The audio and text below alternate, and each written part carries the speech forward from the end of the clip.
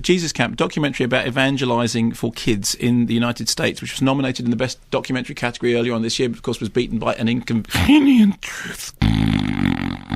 It's not bad. It's rubbish. It's boring. Oh, the world's coming to... Anyway, the story... You're so right-wing. I'm not right-wing. I mean, the worst thing about it is I sympathise with the politics of that thing. I just wish... You're a neocon. As we all know, the major cause of global warming at the moment is the hot air coming out of that man in that film. Anyway, fine. So this centres on Becky Fisher, who runs this sort of self-styled...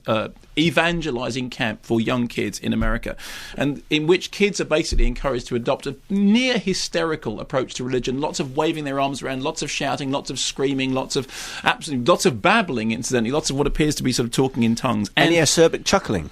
No, there's no acerbic chuckling at all. What would happen if you chuckled acerbically at Jesus Camp?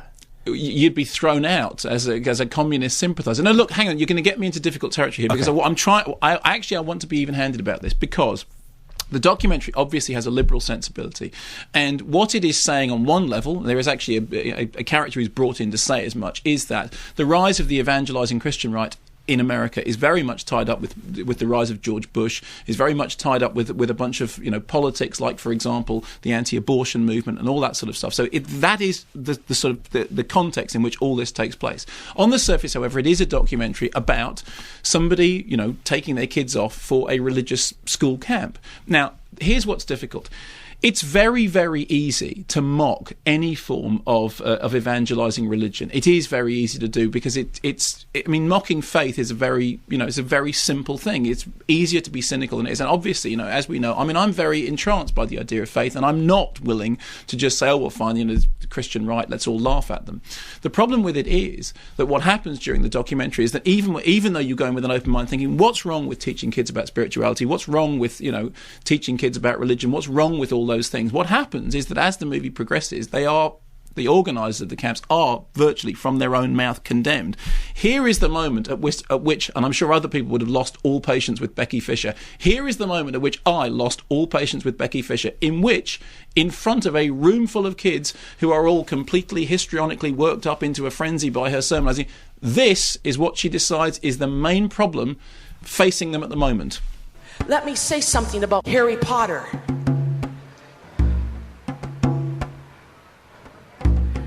Warlocks are enemies of God.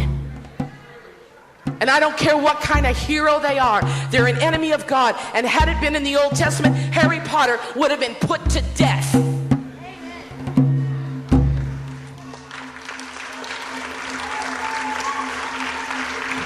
You don't make heroes out of warlocks. Let me just be absolutely clear about this. Was she on timpani then at the same time? That's a musical accompaniment. I had this vision of her with timpani between her legs, maybe, while she's... No. Look, here's the thing. If Harry Potter had been around in the Old Testament, he wouldn't have been put to death. You know why? Because he's a fictional character. It's impossible to put a fictional character. You can hang the book, right? He's not real. Sorry, no point in railing at him.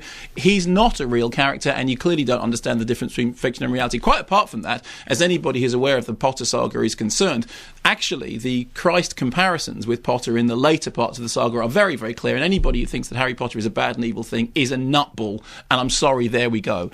I personally... Do you think most people will have left parted company with her before that? Yes, I do, because I think that I went in with a kind of, because as I said, I have nothing against the idea of spirituality. The other thing which is interesting is, look, I have a lot of friends who are Catholics who hold views that I politically oppose completely, and views on abortion, views on the government, that sort of thing. But it doesn't mean that I don't have, there aren't areas in which I can have common ground with them. I think just assuming that anybody who politically differs from you is risible is obviously completely stupid. And obviously there are some ideas that are tied up with being a Catholic that are really absolutely points of faith. What sort of age kids are at this camp? Oh, we're talking about young. We're talking about 10, 11. I mean, here's my main problem. I don't have any truck with the turning kids into hysterical babbling. Hey, blah blah blah. The Hands down for Pepsi. I'm sorry, I can't be doing any of that with that stuff. I like old, traditional, sober, quiet, reflective,